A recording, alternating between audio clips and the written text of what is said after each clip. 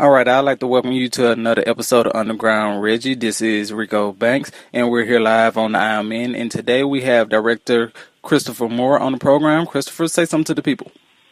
Hello, everybody. Hi.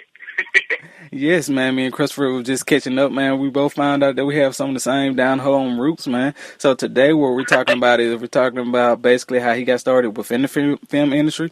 And we're going to talk a little bit about his latest film that he has coming out called Blessed Are the Children. So, Chris, can you tell the people what were some of your beginning steps of getting started within the film industry? Oh, wow. Well, I started making films when I was, I think I was in 5th grade. And they were just these really ridiculous kind of amateur things. I would use my family's, I think it was called a VHS-C camcorder, and we would just my friends and I would write these ridiculous movies, and they were mostly improvised for the most part, Mm-hmm. And ultimately, I started to realize that you did need a script, and I made a few films in high school, and then I went off to film school at the University of North Carolina School of the Arts, and I was there for about four years. Learned all the basics, I guess, Mm-hmm. and I came back to Jackson, and my first movie after I came back was this one. Okay. So with being from Jackson, what are some of the things that you've seen that helps provide you with motivation from the area? Oh, man. Well, there's a lot of really interesting characters here. Mm-hmm. A lot of, from all walks of life. And so I would say that the local people are a very good source of inspiration for my characters. And I think we have a lot of really interesting architecture here that We do. never really used. And so I like to be able to shoot at places where I had a history. Mm-hmm. I think that's really, really neat. And it really, really helps when you're trying to plan a scene and you know exactly what the location looks like and where you're going to put the camera, where the actors are going to go. I think that helps a lot. Yes, for sure, man. It definitely, especially like with a city like Jackson, like because a lot of people just with Mississippi, they just assume that everything is more so rural, but I don't think they understand how much of a combination of different areas that you have. You have the metropolitan area, then you have the rural landscapes as well. And like with all those things, man, like how you said, man, it's so many different things that you could use to help create pieces of art, man. And it's so many different types of people that can help you as far as like with inspirations and motivations, because there's so many different types of people that actually live there within the area, within the city, and within the state. So I'm definitely happy to see that you're actually down there actually shedding a spotlight on the city and actually helping like the industry actually get some good work that's coming out. I hope so. I mean, because I think that this town has so much potential, and it's true. Because normally when they come down here, they don't really tend to shoot in Jackson per se. They tend to shoot like in Tupelo or Natchez, I guess, that are more sort of traditionally like sort of country, sort of cliche kind of South stuff. Yeah, and I think it kind of builds and develops a stereotype for the area because it makes you kind of assume that everything looks like that, and that's not really the case. Exactly. I think a lot of people think that everyone here is some kind of a brain dead hick, and that's not true. I think Jackson especially is very diverse, and there's a lot of really interesting people here. I 100% agree with that, man. And it's like the only thing that was kind of missing from home is the actual people who have the resources to actually point you into the right direction of these different industries. Like we have a lot of people that have the knowledge about the industries, but we don't have a lot of people. There weren't a lot of people there to tell us how to properly get started within those areas and within those things. So, like, I think that's something that definitely could help. That's why I'm definitely glad that you're down there, because the fact that me and you just kind of connected like this in this random type of situation is a wonderful thing, especially with both of us actually being from there and actually being like natives of the city and the state. I think it's great. It's terrific. Yes, man, it's definitely wonderful. So I want to get into talking about the film, man, with Blessed Are the Children. Like, basically, I want you to talk about what inspired you to create the film and what inspired you to create the story of Tracy. Well, I hadn't made a film in a bit. It had been a few years, I think, and I just gotten out of film school. And to be completely truthful, I was sort of creatively uninspired. Mm-hmm. And I think it was around 2015. It was gearing up for the 2016 election. And there was all this stuff in the news about abortion. Right. And I had come up with an idea in Catholic school, probably like in 7th or 8th grade, about a killer who would target people who have gotten abortions. Mm-hmm. And I kind of just sort of tucked it away, and I thought, well, I might come back to that at some other point. And all of a sudden, this seemed like the perfect time, because there was such a conversation about that topic. And I thought, well, this is definitely the time, if there was ever a time. So I think I wrote the script in about 2 months and started pre-production. I think it was the spring of 2016, I believe. Okay. So I got a question for you. As far as like the Reagan area part of the film, like what inspired you to want to go to that time period to create the film?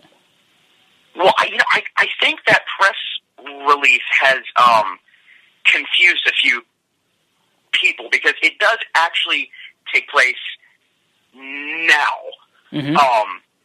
But I guess they were trying to, conjure up some kind of an image of the 80s. And it does have a kind of an 80s style.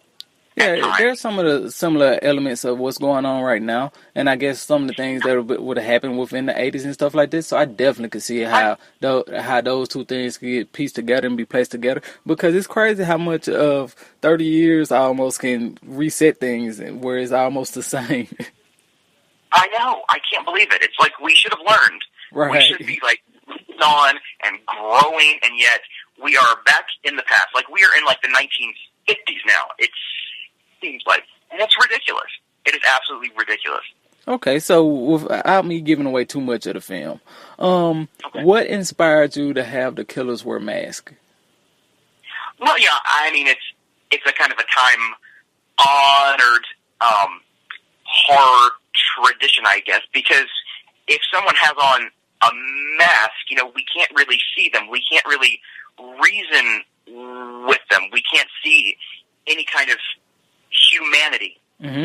And I think that's really scary, because when you can't reason with someone, when you don't know who it is, it's really scary. It's really creepy. And we found these baby masks on, I think it was eBay, I think. And I just thought they were so creepy. And I thought, this is perfect. This is so perfect.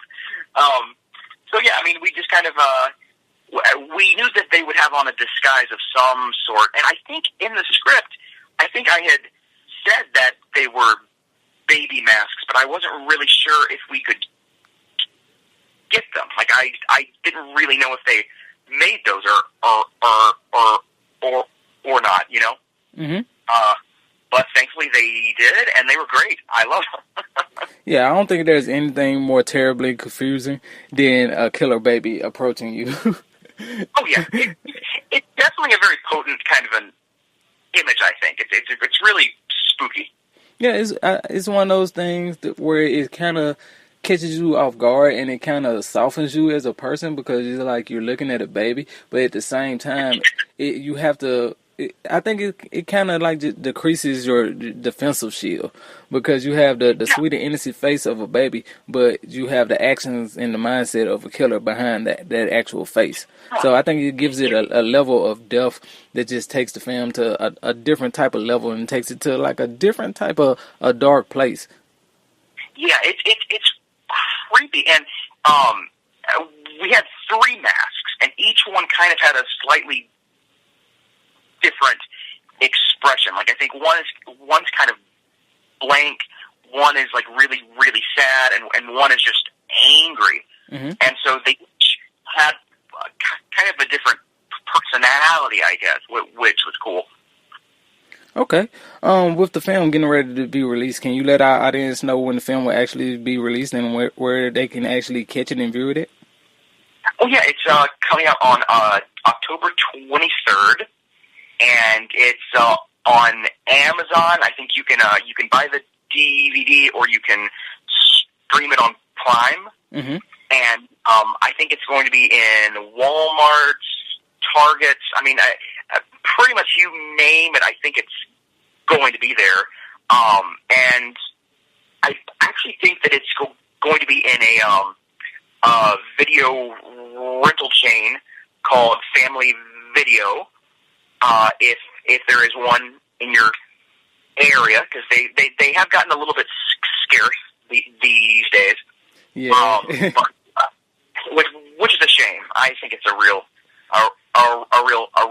Yeah, because I think so too. I think people will still go to it because people definitely still go to red boxes and things like that. So I can definitely see people still browsing the aisles and still going into the video shop, the local video stores, and finding some of their favorite films to watch.